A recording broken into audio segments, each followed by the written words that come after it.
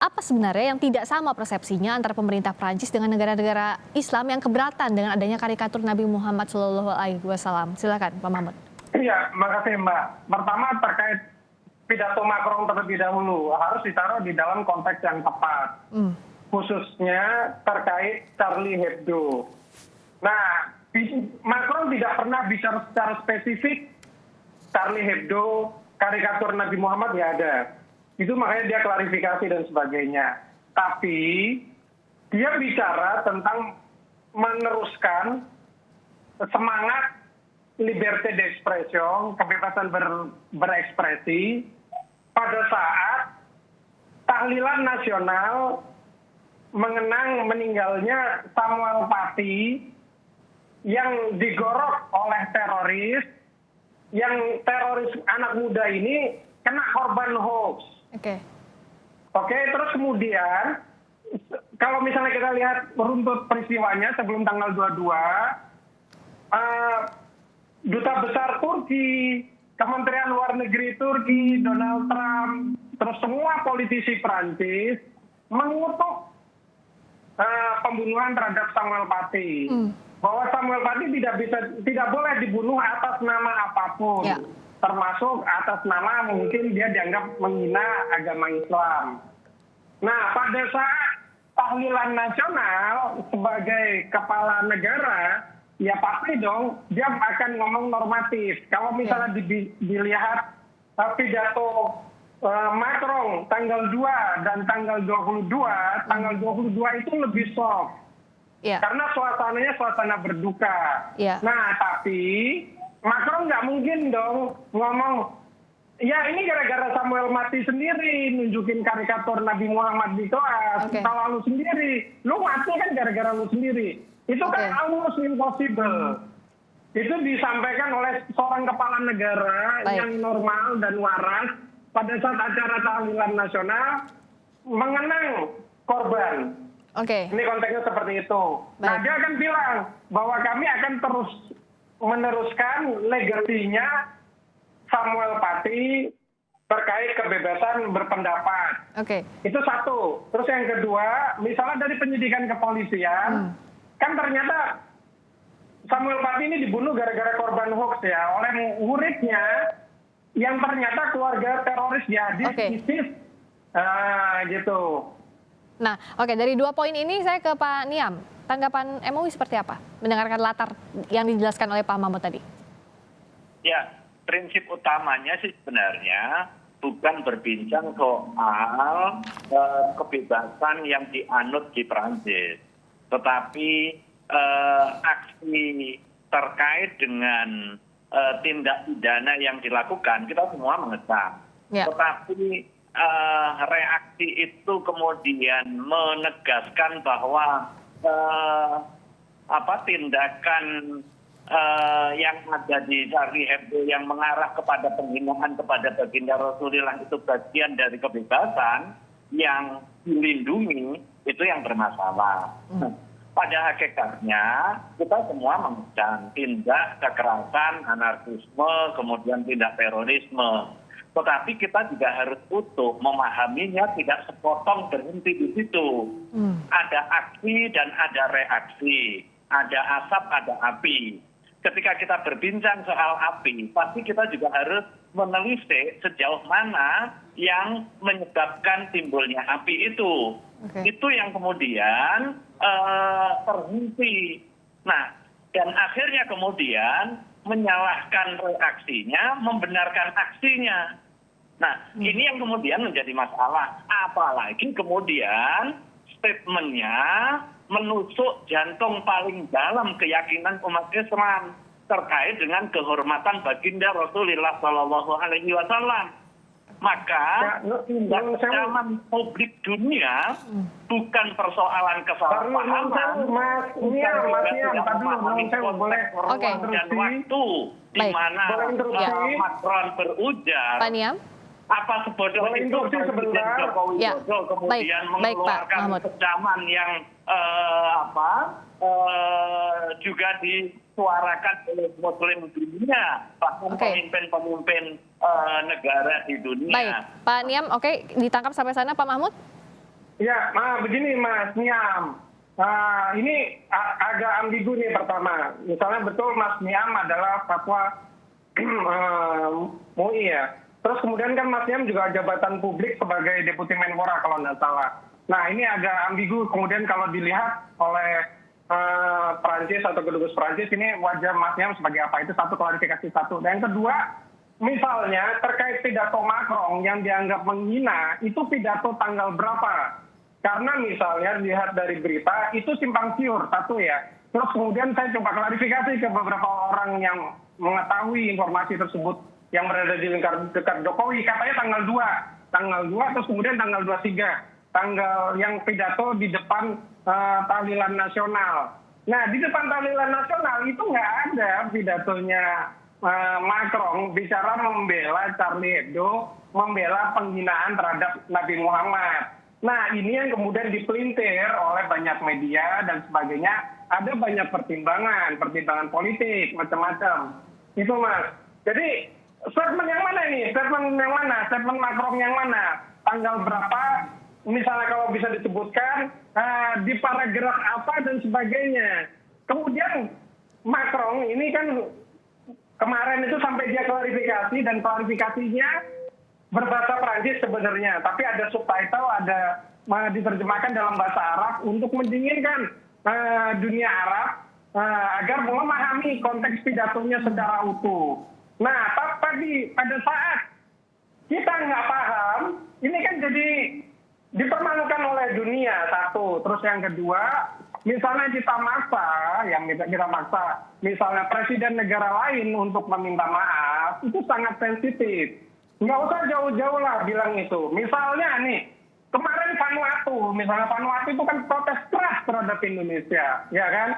Terkait Papua, macam-macam. Misalnya, kemudian Presiden Indonesia disuruh minta maaf karena ada kejadian penembakan terhadap minoritas, terhadap seorang pendeta di gerejanya oleh aparat keamanan Indonesia. Baik, Pak Mahfud, jadi yang ingin Anda katakan adalah bahwa tidak mungkin kalau misalnya Presiden Prancis diminta untuk meminta maaf terkait dengan sikap politiknya ini.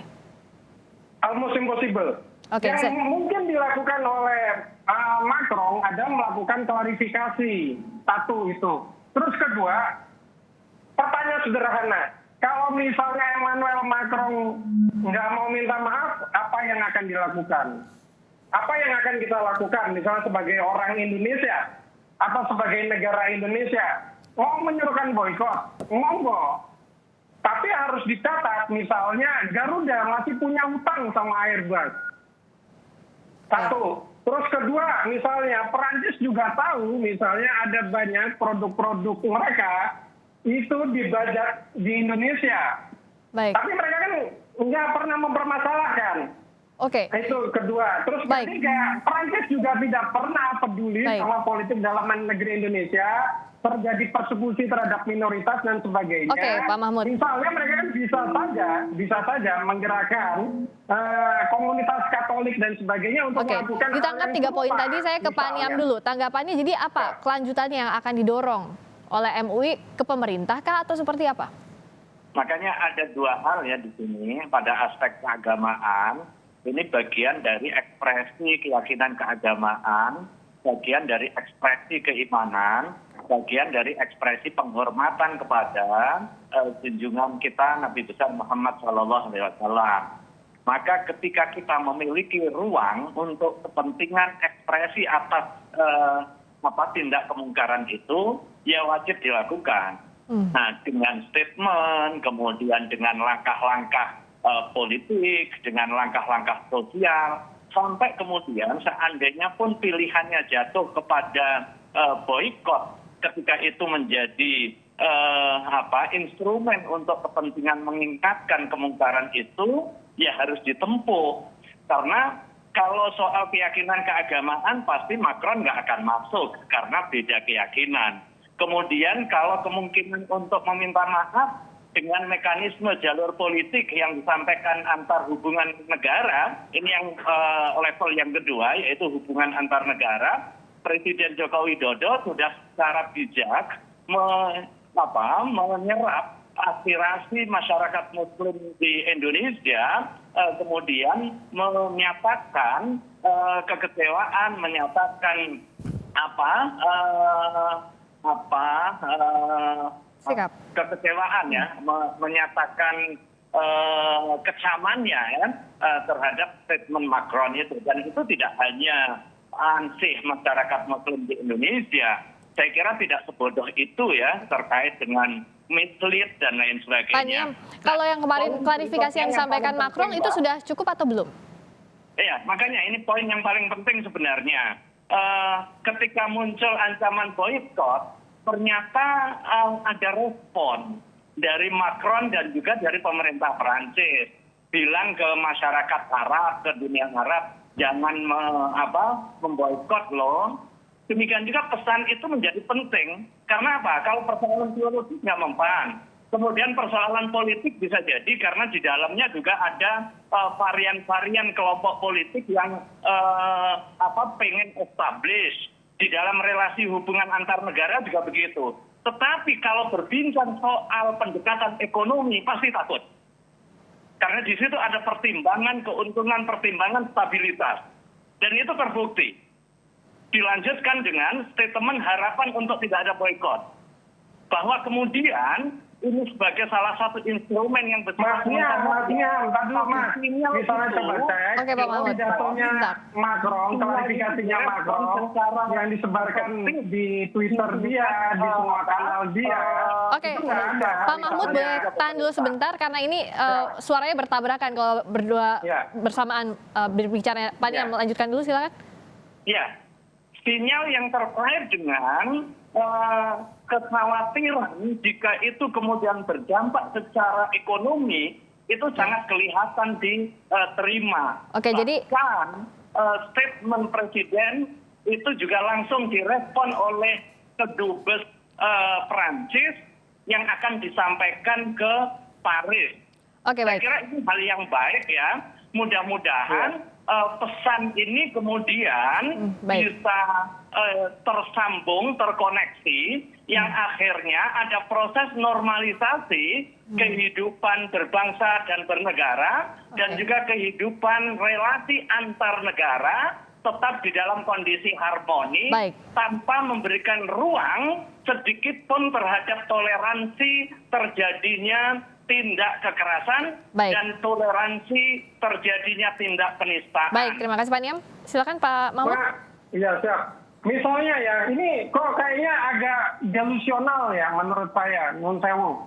Nah, pertama misalnya coba cek semua pidato klarifikasi Macron dengan wawancara itu, misalnya dia bilang, pertama klarifikasi, on m'a fait dire je soutiens la caricature humiliant la prophète. Dia bilang itu bohong. Dia bilang dia tegas terkait terkait kebebasan. Dia tidak secara spesifik. Karena misalnya ngomong tentang Charlie Hebdo, dia menghina semuanya itu. Terus kedua, terkait ada juga banyak kebohongan terkait dia, terkait Prancis yang katanya narasinya adalah anti-Islam. Padahal narasi dia adalah narasi anti-teror. Oke. Di mana teror itu Baik. mengakibatkan korban 300 jiwa dari orang Prancis yang juga salah satunya atau banyak diantaranya adalah Muslim. Terus kemudian ekstremis yang mengajarkan nggak boleh taat pada peraturan Prancis dan sebagainya, yang bilang bahwa kita harus separatis, mendirikan negara dalam negara seperti HTI, itu balik omongan-omongan Macron. Oke. Nah, termasuk misalnya macam-macam. Misalnya coba dilihat lagi Mas, dengan segala hormat Mas Niam, karena kita sama-sama NU, sama-sama orang Islam. Janganlah kemudian menggunakan informasi yang tidak tepat. Demikian. Baik. Berikutnya harus dijelaskan betul nanti oleh tentu sikap politik dari Prancis agar tidak ada mispersepsi lagi dengan negara-negara lain, dan tentu yang harus dijaga adalah menjaga juga toleransi keyakinan yang ada di negara lain, termasuk salah satunya adalah ajaran agama Islam. Terima kasih Pak Chaltut, Mahmud Chaltut, dosen politik Prancis Universitas Indonesia. Terima kasih Pak Asrorun Niam, Sekretaris Komisi Fatwa Majelis Ulama Indonesia telah bergabung di Kompas Petang.